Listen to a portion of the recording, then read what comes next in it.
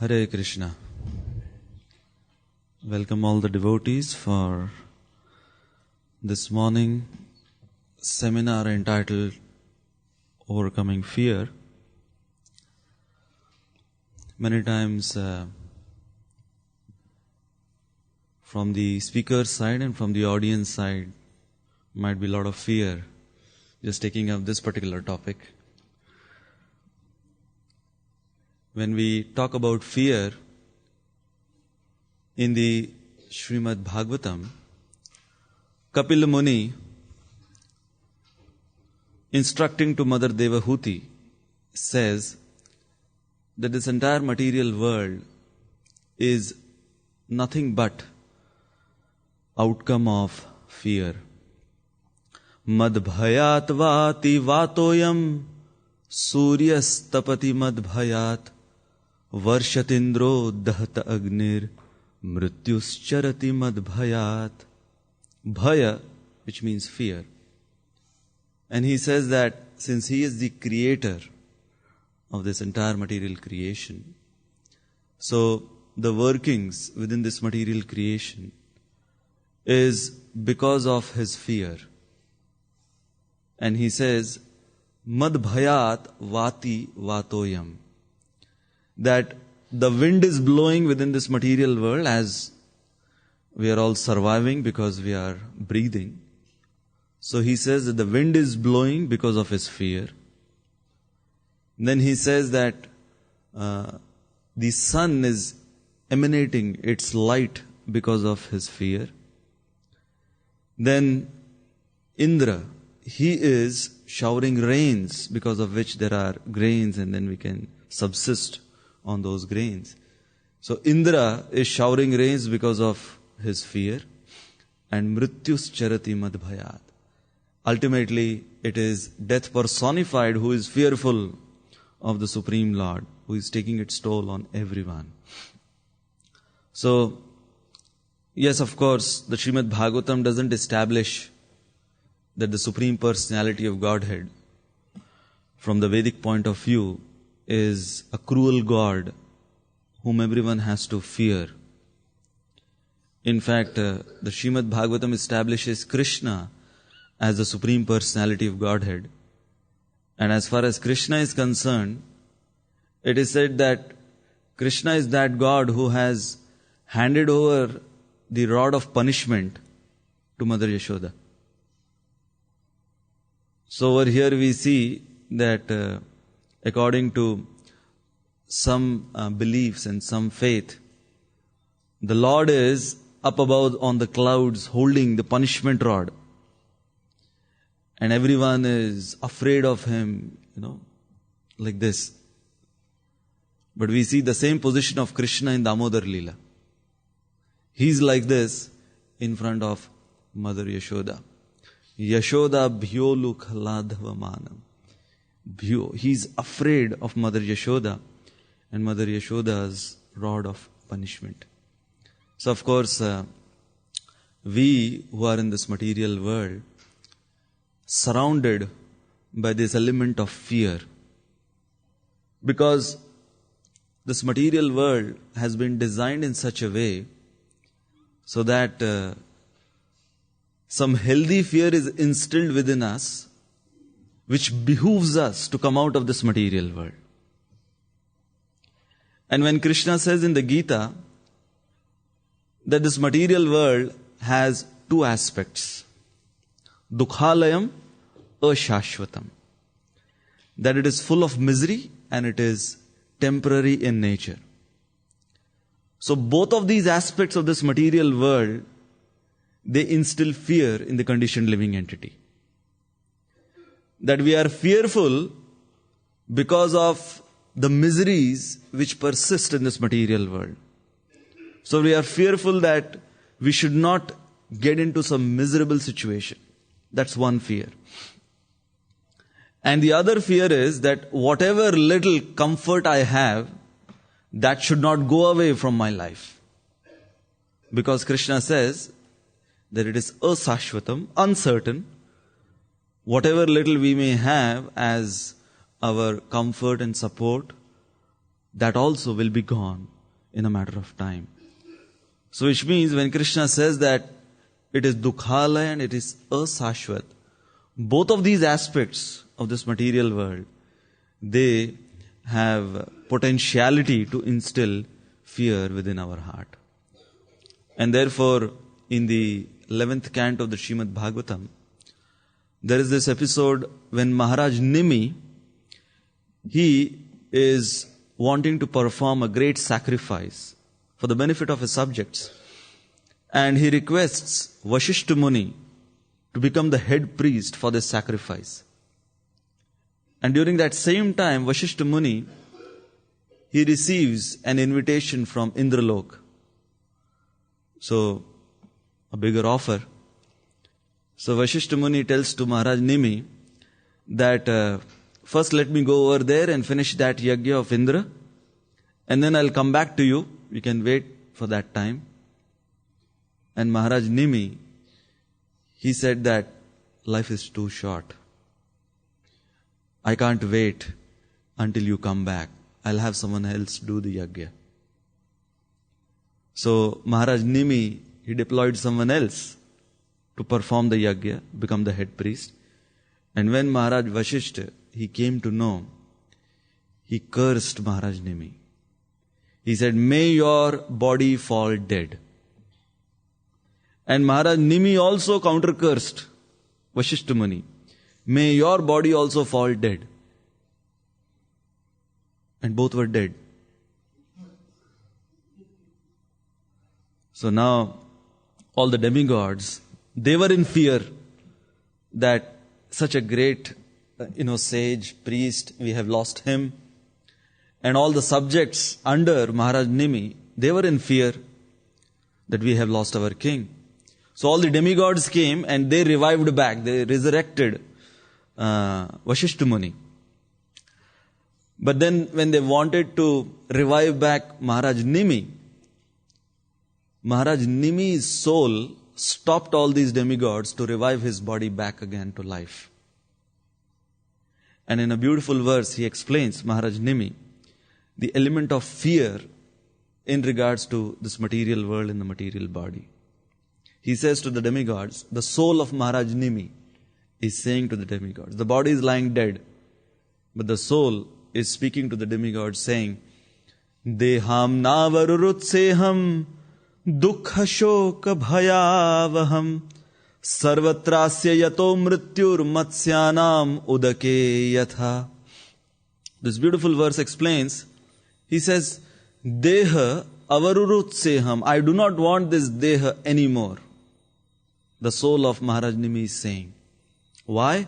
Because this body is full of dukkha, shoka and bhaya. This body is full of misery.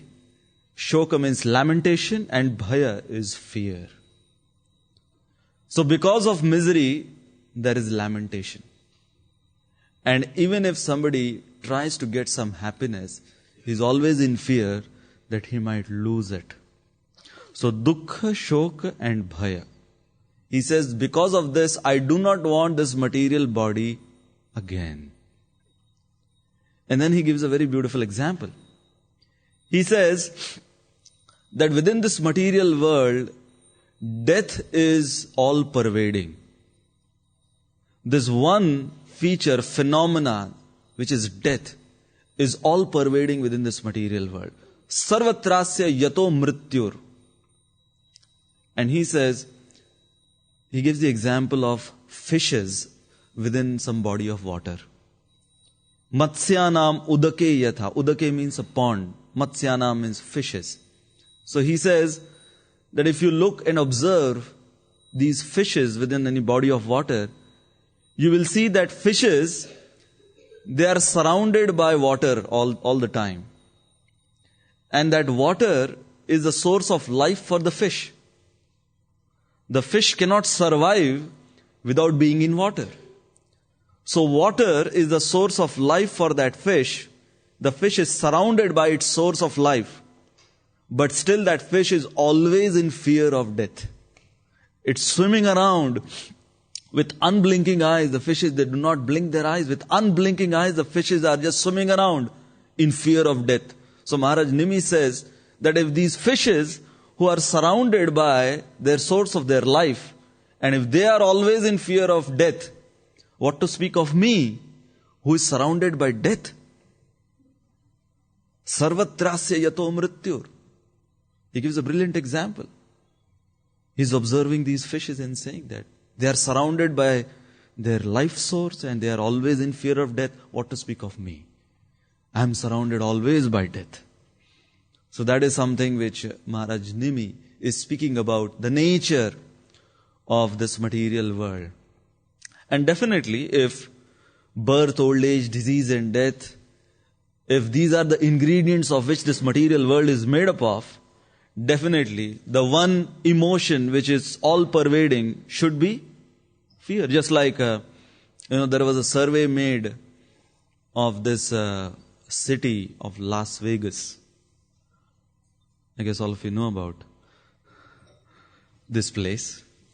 So, the one thing which is all pervading in this city of Las Vegas is gambling. Of course, the other principles are also very religiously broken. But when it comes to, the speciality of the city, the speciality of the city is gambling. Everywhere. So, what was that one emotion which they found amongst the people who are there in that particular city, whenever they are there? The one emotion which they found was of greed. So much so that, there is one hospital called Sunrise Hospital there. And over there, because the vibrations of that city is full of gambling, so even in that hospital, the doctors and the nurses, they gamble on patients. The nurses, they gamble on which patient will die on which day. And then they wage on it. Say bed number 10 is going to die in 3 days. So then the nurses, they gamble. Oh, I say that he's going to die in 2 days. How much will you pay me for that? So they bet on that. To such an extent that if one particular nurse is losing its bet, unplugs all the oxygen supply and makes the patient die on the day they want to. So the survey was done that this particular city, because gambling is all pervading, so the one emotion which is also all pervading within the residents of that particular city is greed. So when we are talking about the all pervading death within this material world, sarvatrasya yato mrityur, and if we are talking about dukhala and asashvad, the nature of this material world, then the Srimad Bhagavatam explains that one emotion which is all pervading within the conditioned living entity is fear. Just like greed is all pervading over there, similarly fear, of course, they are also fearful that they might lose whatever they are trying to gamble upon. So, what we plan to discuss in our 2-day seminar are these topics. Problem definition. How do you define it? The second would be, what are the different types of fear mentioned in our Vedic scriptures? What causes fear? And definitely how to overcome. So, I'm supposed to take this particular topic for 2 days. For today as well as tomorrow. Now, let's begin with the problem definition. When we are talking about how to define it, well, definitely, all of us, we experience this emotion within us. We might not be able to word it out, but let's see how it has been worded out in some of the Kali Yuga scriptures. So herein it is said, this is the dictionary definition. an unpleasant emotion caused by the belief that someone or something is dangerous, likely to cause pain or threat. Quite precise in trying to define what this emotion is within everyone. But I found a very interesting definition. It's a dictionary definition, Oxford Dictionary. It says, mixed feeling of dread and reverence in relation to God. That it is something which conditioned living entity, when he tries to deal with God, he finds this emotion within him.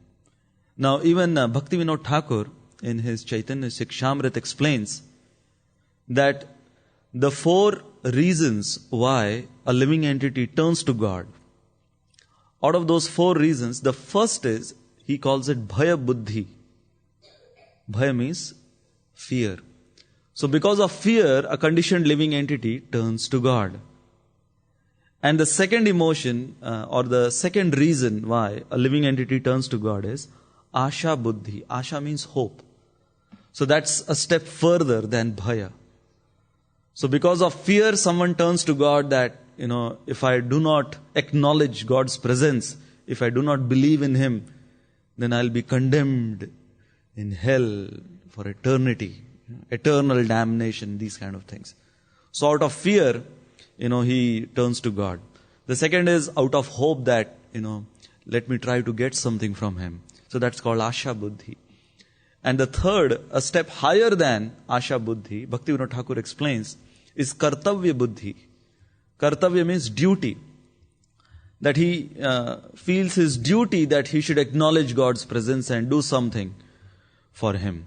Because he's receiving all these things, resources from Him, like food grains, water, air and all this. So therefore, it is his duty to reciprocate back to God. So that's the third one, Kartavya Buddhi. And the fourth, Bhaktivinoda Thakur explains, is love, Raga Buddhi. That out of love, he reciprocates with the Supreme Lord. So herein, something very interesting, that when the conditioned living entity tries to approach God, regarding God as a person who is holding the punishment rod, the emotion which comes out is that of fear. And there was an article which I read which said that fear is, it's an acronym which says FEAR, false evidence appearing real. So something which is actually false, but the evidence appears to be real. And many times, it's just the mind game. The mind which plays a game. Like many times, if you, I guess over here, a lot of ghostly experiences people have. When people are attacked by ghosts. And many times, it's just a hallucination. It's just some illusion. Just somebody walking outside of the room, and some sound is being made because of the walking, and you feel that, some extraterrestrial person or being is giving his association.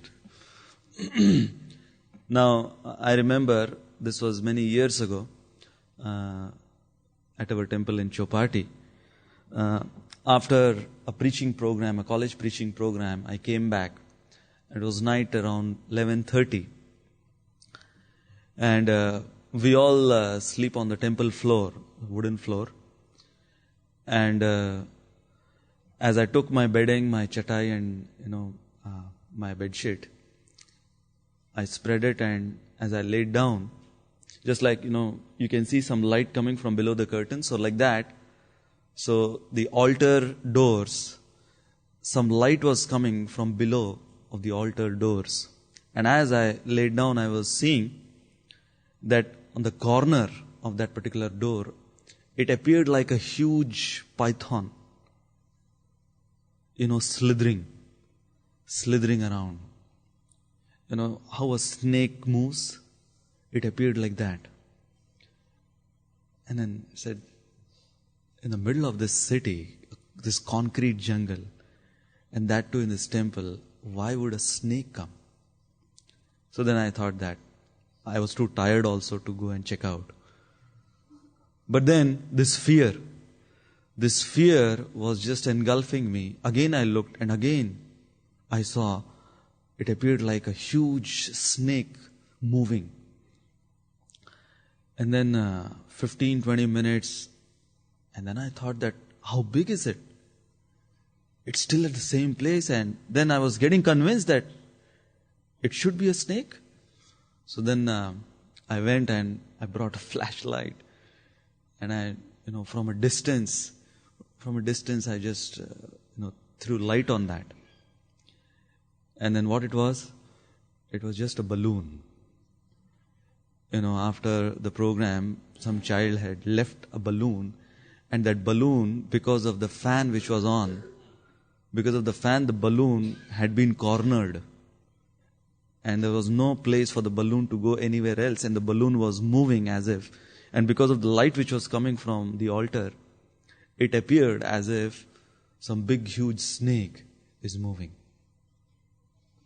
False evidence appearing real.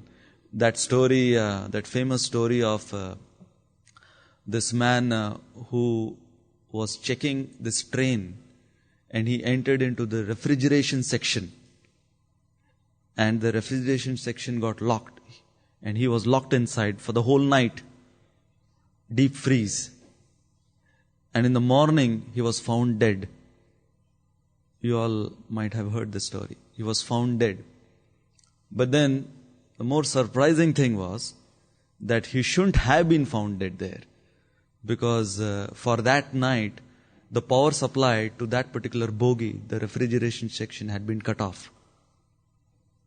So he was locked up in that deep freeze, but just that fear that I have been locked up inside and I'll be freeze to death, just because of that fear, he died.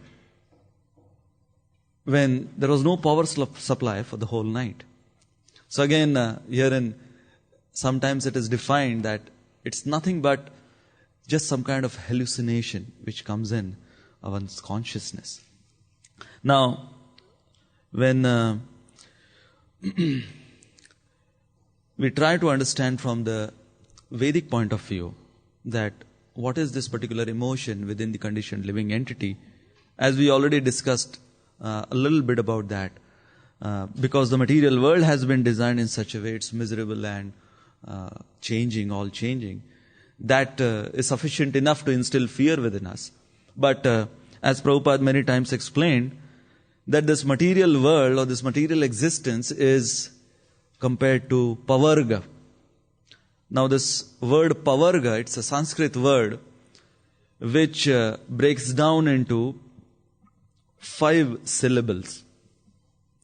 And the first is pa, which refers to parishram, which means hard labor. So in this material world we see that just to survive, a person has to undergo such hard labor. Just some months ago in Bombay, we were invited at some program, someone's home. And this person, the host, he is a jeweler there in Bombay. So he deals with gold ornaments. And just outside of his shop, we were shocked to see that there was a sewage canal. And there were people standing in that sewage canal, and they were taking that water, the sewage water, and they were trying to filter that and, do something with that sewage water. And we were shocked. We asked him that, what are they doing? And he explained that these people for the whole day, they stand in the sewage canal with their, sieves and their filters, because this sewage canal is next to this jeweler's shop. And all the polishing of the gold which takes place, that water goes into this sewage. And there is something called gold dust, which is found in the waters. And what these people do, they take these waters and they try to filter it, double filter, triple filter, multiple times keep filtering, and then they get some few milligrams of that gold dust, which is just worth some 50-60 rupees.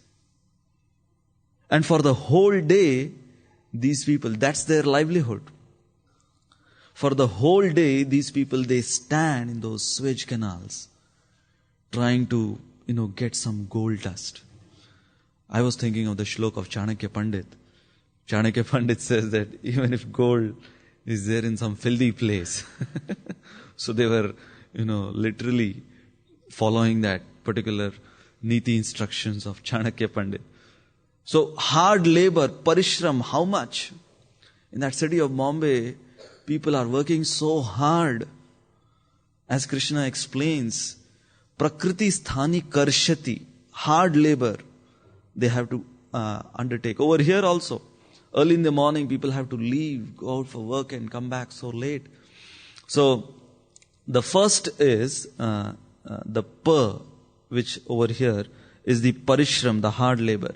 The second syllable of pavarga is fa. Fena. Fena means foaming. Foaming at the mouth, just like some of these animals, like camels or donkeys, if you see, they work so hard that they start foaming at their mouth. So this conditioned living entity within this material world who has to work so hard just to survive, the next result of that working hard is he starts to foam at the mouth. So this is the second syllable of pavarga, or material existence. The third is then all that action which he has performed, that turns into the reaction then. That's bandhan, which means bondage. Then he is bound because of the actions which he has performed. And then comes the fourth, that is bhaya, which we are talking about. So because of the bandhan, then the next in pavarga, in the material existence, which comes in the life of the conditioned living entity, is bhaya, the element of fear. And ultimately it leads into mrityu, death. So according to the Vedic view, the 5 syllables of pavarga refers to parishram, fena, bandhan, bhaya and mrityu. And Jai Shri Radha Gokulananda Bhagwan ki Jai.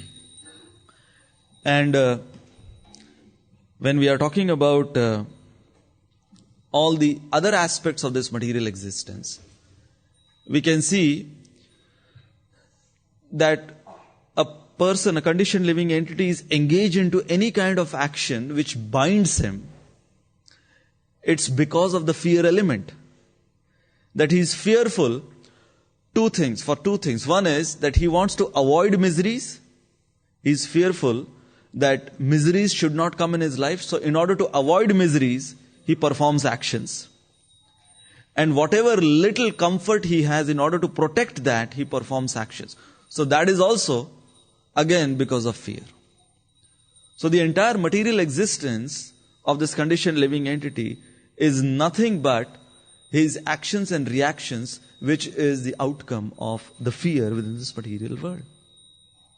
As Prabhupada in one of the lectures said, that if you look into the lives of these animals, a sparrow also, although the sparrow is free to fly any place, any time, but when the sparrow is pecking on some grains, the sparrow will look hundreds of times left and right out of fear that somebody should not come and kill me. So herein the Vedic view explains that it's because of the material existence which we are in, we can see how the bhaya element comes in. Now, 9 types of fear explained according to the Niti Shastra. And something very pertinent, something very practical, which many of us, if not 9, at least few, if not few, at least one, we might be experiencing out of these 9 fears. So Niti Shastra explains, Bhoge roga bhayam kule chuti bhayam vitte nripalad bhayam mane dainya bhayam bale rupu bhayam rupe jaraya bhayam shastre vadi bhayam gune khal bhayam kaye kritantad bhayam sarvam vastum bhayam idam bruvinrinam vairagyam eva bhayam. Bhayam, so many, bhayam is there in this particular word. A very fearful verse in one sense. Bhaya means again fear. So here in 9 types of fear is explained. The first is bhoge rog bhayam. Bhogi means a sense enjoyer. So a sense enjoyer, it is said he is always fearful of roga. There is bhoga and there is roga. And of course, yoga. So because we are not in connection with God, because we are not in yoga with God, therefore we want bhoga.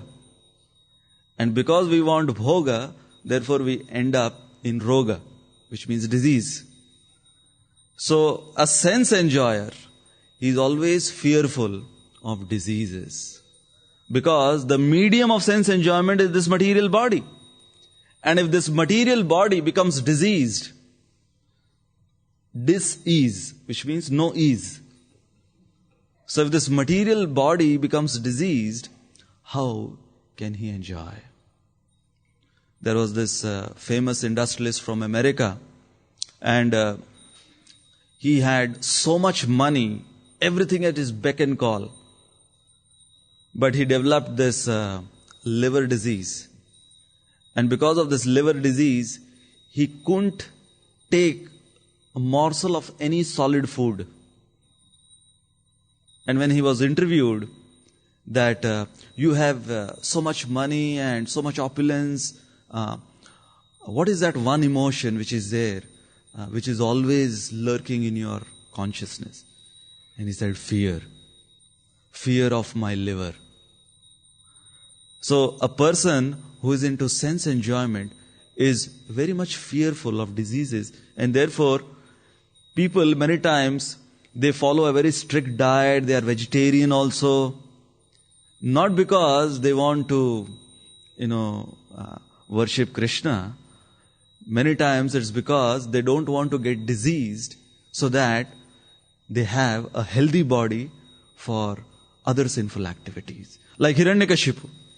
What to speak of being a vegetarian? Hiranyakashipu was fasting, nirjal, for 100 celestial years. We just celebrated Narsingh Chaturdashi. Now Hiranyakashipu, although he became fear personified for all these big controllers, it is explained that Indra, Chandra, Varuna and all these great demigods, they were cutting sabji in the kitchen of Hiranyakashipu. They were so much fearful. And Hiranyakashipu, the kind of technology which he had, that if he wanted anything at any time from any place, he had to just raise his eyebrow. That's it. Now, we may be proud of our technology that, I'm just pressing some buttons here and things are happening down there. You just press some buttons and, somebody picks up a phone so many thousands of miles away. So we might be proud of our technology, but here, Hiranyakashipu's technology, just raising his eyebrow, and if it was cold season, if he wanted the heating to be on, the radiator to be on, just raise the eyebrow and, the heating would be on without paying any bills. So that was the power of Hiranyakashipu. But even Hiranyakashipu, he was afraid of Prahlad. When he saw the fearlessness of Prahlad, Hiranyakashipu became afraid. And one of the reasons, Prabhupada explains in the 7th canto, one of the reasons Lord Narsingadev appeared for Hiranyakashipu was because Hiranyakashipu was constantly thinking of Prahlad. And Lord Nrsimhadev, he thought that if this person is constantly thinking of my pure devotee, definitely he deserves my association. A different association. So Hiranyakashipu became eligible to receive the mercy of Lord Nrsimhadev because he was constantly thinking of Prahlad, and that was out of fear. He became fearful looking at the implicit faith and determination which Prahlad had in his Lord. That Hiranyakashipu's faith in his sense gratification was shaken by Prahlad.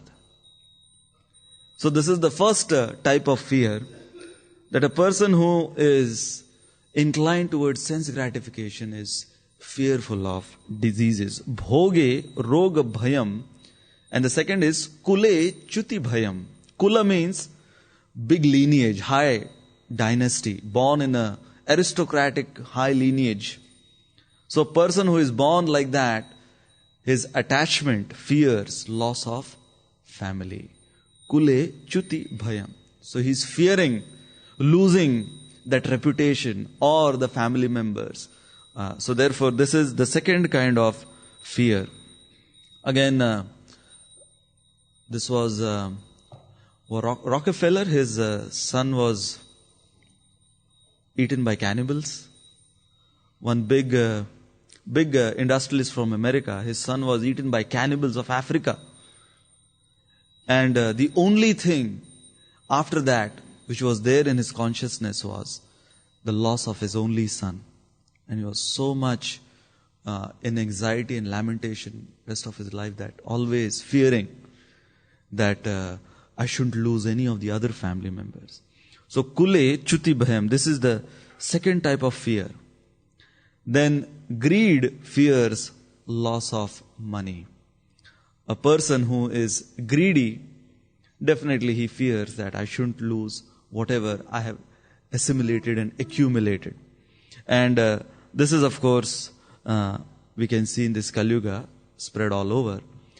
Then the fourth is honor fears dishonor.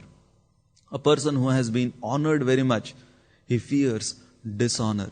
And therefore, we find that people who have been honored, as Krishna also explained to Arjun in the Gita, that Arjun, you have been honored as a Kshatriya, and people know you as a person who has never lost any battle.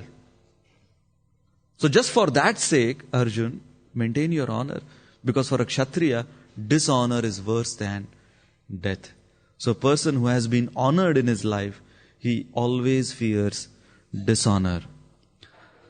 The fifth is one who is powerful, he fears that there shouldn't be anyone else who should be more powerful than me or his adversaries. So this is the fifth kind of fear. Bale ripu bhayam. Bala means power, ripu means adversaries. Then the sixth one, beauty fears impending old age. Rupe jaraya bhayam. Someone who is very beautiful is very, very fearful of old age. And Shankaracharya, in one of his compositions, he explains that what is this old age? That what happens of a person when he becomes old? And he says that Angam galitam palitam mundam dashana vihinam jatam tundam vridhoyati grihitva dandam tadapinam munchati asha pindam. He says that during old age, Angam galitam, this beautiful glowing skin starts to sag. Galitam means starts melting. So the beautiful skin starts to melt when old age creeps in. So this is the first symptom. Angam galitam palitam mundam. And the beautiful hair which, people, they so much groom them and, garnish them with so many things. So all that beautiful hair starts to go away. So mundam, there is natural shaving done of that person. So then Shankaracharya explains, this is the second symptom. And the third symptom is that dashana vihinam jatam tundam, that the beautiful 32 close-up teeth, smiling teeth which people have, slowly, one by one, the teeth start falling apart. And then at the end, he needs a third leg to have a support to walk. That's the stick, dandam. But then he says that old age is such that the physical symptoms are so much seen, but the desire still remains fresh. The desire to enjoy still remains fresh. As Srila Prabhupada told that story of Akbar who is asking Birbal that up until what phase of one's life this lust remains. So we all know that story. Now, this was a couple of years ago. There was one money investment scheme in Bombay which became very famous. And it was advertised all over the city. Some mutual investment scheme. And a very interesting way they were advertising, in which they had one old couple. And, God knows from where they got these two people, the husband and the wife. And a very high resolution photo of this old couple was being displayed on the billboards.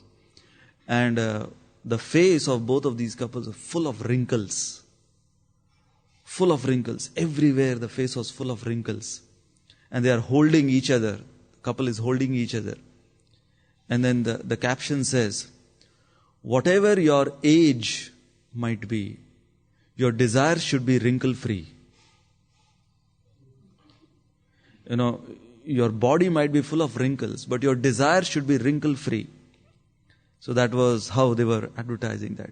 So therefore invest in this particular scheme and get all the money. So beauty fears impending old age. And the cosmetic industry is having boom time. You see, birth, old age, disease and death.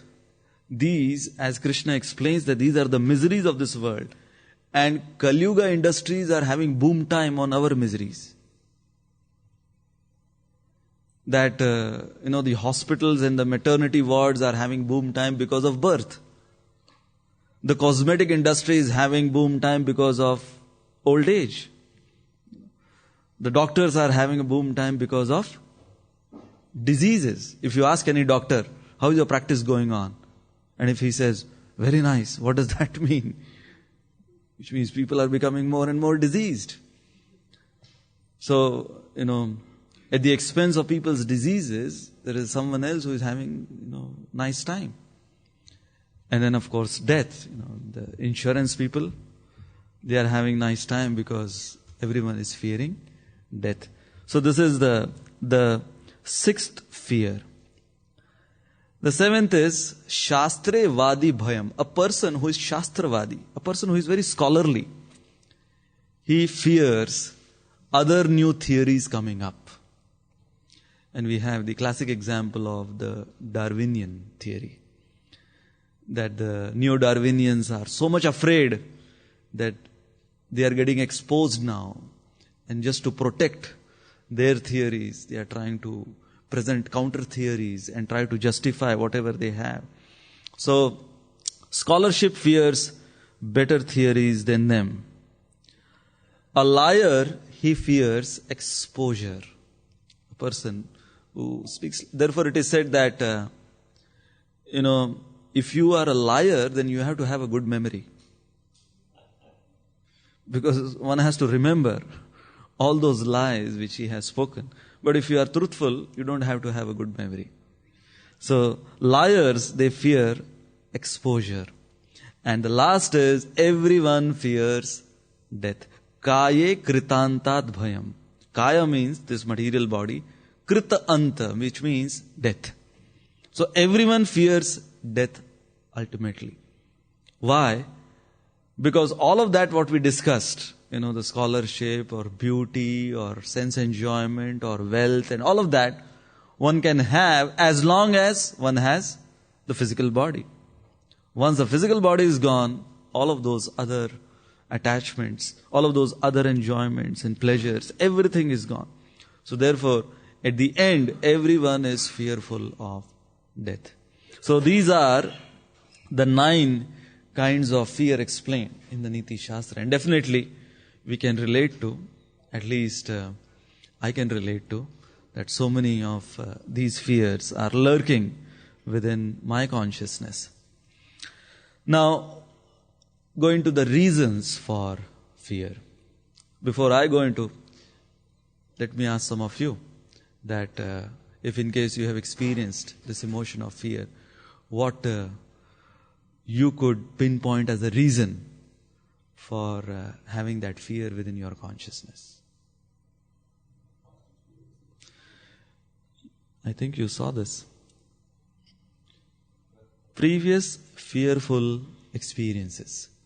Yes, because of past fearful experiences. Just like when I spoke about, that incident at night when I saw that it appeared like a snake, but it was just a balloon.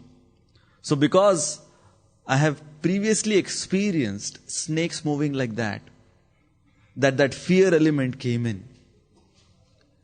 There was one person whom I was discussing with some time ago. This person, he couldn't sleep at night. He had the serious problem that he would get these horrific dreams, like nightmares. And he came to India for treatment, and he was undertaking homeopathy.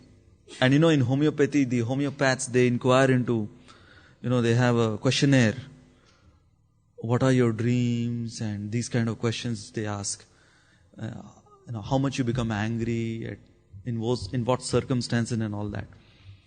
So when this homeopath was inquiring into this person, why is he not able to sleep at night? He found that some 15 years ago, this person had seen some horror movie. And those impressions of that horror movie were so strong within his consciousness that 15 years down the line, he still had those impressions come. So previous fearful experiences, they are so powerful that they keep projecting again and again and again. So this is the first reason why this fear emotion comes in. The second is excessive attachment. That the more we are attached to something or this body itself, excessive attachment gives result to fear because we just want to hold on. And therefore, when great souls, when they leave their bodies in that fearless stage. Why? Because they are completely detached. So they become fearless for one reason, that they are completely detached from this material world. And the other reason is they are completely attached to Krishna. So therefore they become fearless. Abhaya Charanar Vinda. Govinda Das, he sings in that song. Then the other which we can pinpoint is because of highly competitive lifestyle. The kind of lifestyle which we are into in this age of Kali Yuga. And sometimes it creeps into our sadhana bhakti also when we try to compete in sadhana bhakti, in our devotional services with other devotees. So because of that, we fear that, the other person should not become more famous than me. The other person should not get more facilities than me. Highly competitive lifestyle. Like there were two friends and they went for one hunting excursion. And they spotted one cheetah. Now, this is one thing that you spot a cheetah. And this is another story when cheetah spots you. So when they spotted this cheetah, so they were not so much fearful, but when the cheetah started looking at them, that was something which instilled fear in their heart. And both of them, they now wanted to save themselves. The cheetah started charging against both of them. So one of them, he took out his backpack and, he took out his running shoes. And he started putting on his running shoes. So the other friend, you think you will be able to outrun this cheetah just by putting on your running shoes? And he said, no. Definitely I can't outrun this cheetah. I'm putting on his running shoes to outrun you. Because the cheetah needs one of us.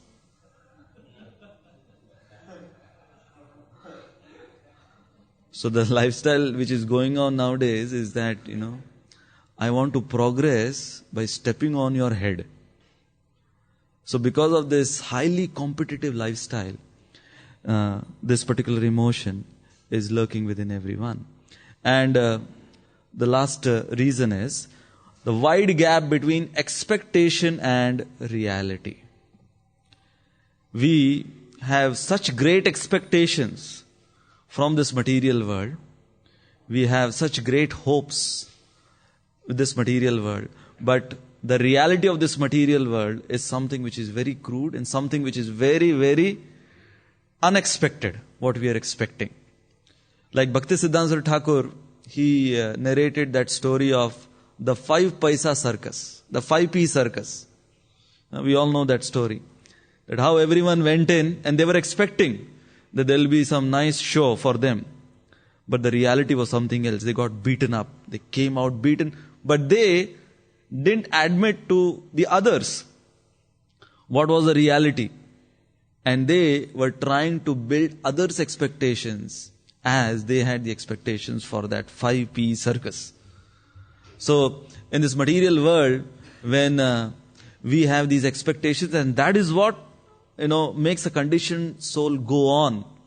High expectations from this miserable material world.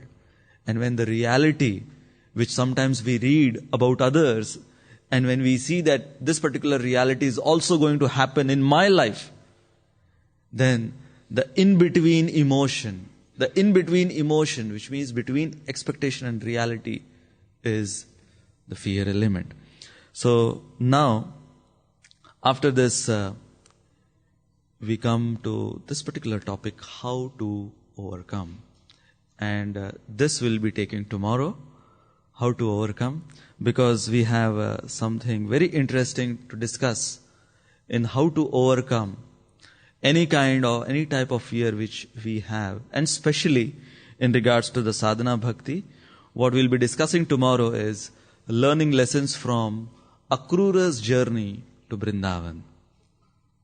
And this is something very interesting in regards to fear, in regards to confidence in Krishna. So how Akrura's journey to Vrindavan is compared. We'll be discussing this tomorrow. Akrura's journey to Vrindavan is compared to a sadhaka's journey back to Godhead. So how Akrura, when he left Mathura, sent by Kamsa to fetch Krishna and Balaram. So what were the emotions which Akrura had on his way from Mathura to Vrindavan?